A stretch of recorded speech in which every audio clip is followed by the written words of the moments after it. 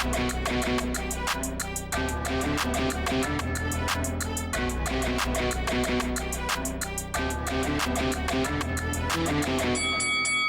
guys, welcome to Boxing Squared for boxing news and views from around the internet.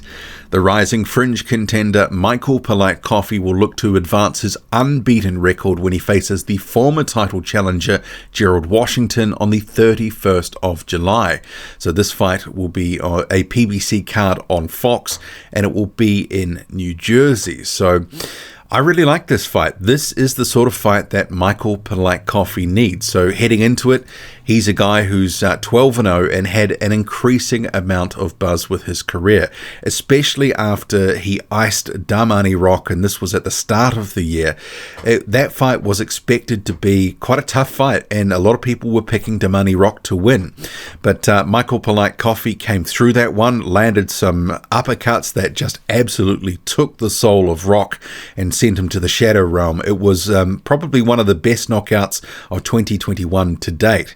And this fight here, Gerald Washington, it shapes as his biggest career test to date, because we know what Washington's level is. As opposed to Rock, who was a fellow prospect who hadn't really done too much in the division. Rock had all the talent in the world, just hasn't been able to put it together.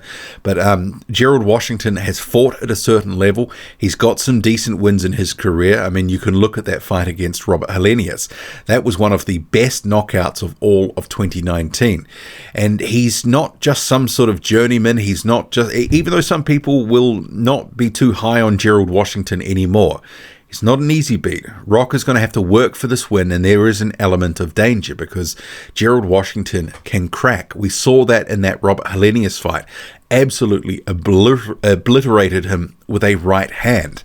But Rock heading into this one has the form. He's been one of the more active PBC heavyweights in the past year or so. You had the Joey Abel fight. That was in July 2020. You had Damani Rock the start of this year. You also have Gerald Washington scheduled for the end of July. So I like how they're moving Michael Polite-Coffie, and they have to, because, I mean, he is a guy at 35 years old now that he needs things to happen for him now. And given the PBC stable in general, and when you consider the guys, the names that are in it, it really has been a pretty stable, set of guys for the past couple of years, guys who have established themselves in the division. There hasn't really been too many new guys breaking through into those ranks of that PBC stable. They did have F.I.R. Jugba for a bit, but he went to top rank. So Michael Polite-Coffie is one of these prospects that they've been sort of building from the ground up, or, from a certain point. And, he could potentially, if he can get past the likes of Gerald Washington here, there are fights with Dominic Brazil, Charles Martin, Adam Kovnatski, Chris Arreola, Andy Ruiz. There's a whole bundle of guys that are in that PBC stable, and Michael Polite-Coffie, with his rise, he's a good addition to it. And given what he's been doing, and he's been looking increasingly better in his fights, his recent fights, he had a very fun fight with Luis Eduardo Pena, and that was back in August of 2020. Sorry, he fought Joey Abel in November 2020. So in the past year, he's had 4 fights, which, considering most of the PBC heavyweights one or 2 times a year, 2 times at best, that's actually pretty active for a PBC heavyweight, which is a good thing, especially for Coffie at 35 years old. Came late to the sport, but very natural and fluid in the way that he sort of fights and moves. 6'5" and 83-inch reach. There's a lot to like about Michael Polite-Coffie, and he's clearly been improving. And that win against Damani Rock really did get him some shine, and it's put him into this fight here against Gerald Washington. And Washington, I think he obviously is a guy on the downslide of his career, and when you look at his record since that loss to Deontay Wilder, he's actually got more losses than wins on his ledger, but he has been in some, reasonably matched fights, so he hasn't really had any sort of easy touches. Jarrell Miller lost to him. He did get a decision over John Wesley No Fight. He lost to Adam Kovnatski. Kovnatski blitzed him, and we'll come to that because his lack of head movement is going to be a problem, I think, in this fight. But then he did stop Robert Helenius. That was in 2019, and that was a somewhat upset, a brutal and ruthless knockout, one of the knockouts of that year. And then he was starched by Charles Martin. That was on the Fury Wilder undercard in February 2020.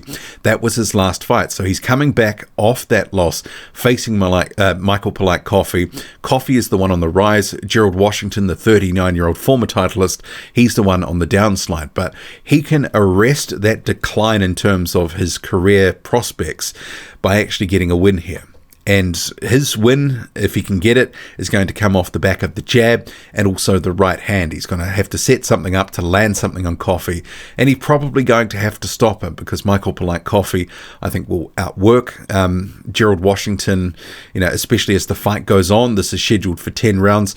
Gerald Washington can often start strong behind the jab, but often can fade and does have some gas tank issues. And potentially some heart issues. We've seen that in a couple of fights like the Gerald Miller one. Miller just ended up taking Washington's will away, but he's got that power, and if he can land, because he can crack, he can potentially stop Michael Polite-Coffie here. But I do make Michael Polite-Coffie the favorite, and I think that Washington's lack of head movement, which has been apparent in a number of his fights, then Charles Martin won too. Charles Martin just ended up timing him with a perfect shot, and I think we could end up seeing something similar here with Michael Polite-Coffie.